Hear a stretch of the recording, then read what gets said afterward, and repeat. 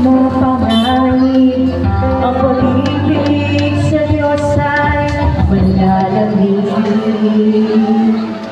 Mga mula ang propeta'y magsisilitaw, marami ang kanilang ililigaw.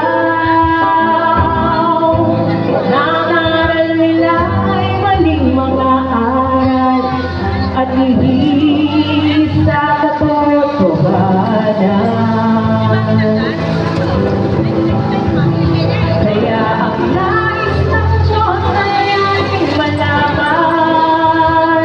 na ang bawat tao ay kanyang hahatulan.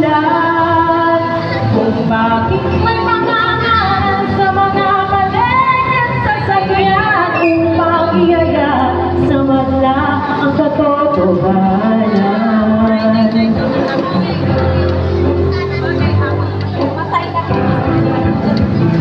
Ito'y mga bagay na dapat nating malaman, na ang Diyos ay hindi makapaliban.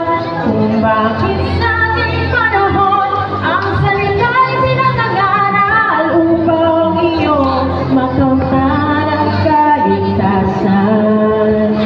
Upang iyong makamtan ang kaligtasan. Ito'y mga bagay na dapat nating malaman, na ang Diyos ay hindi mapapaliban. Kung bakit sa ating panahon ang salita'y pinag-aaral upang iyong makamtan ang kaligtasan. Upang ihayag sa madla ang katotohanan. Glory to God. Kaya naman po kami naririto upang yatid sa inyo ang magandang balita, ang katotohanan ng salita ng Diyos. Praise the Lord.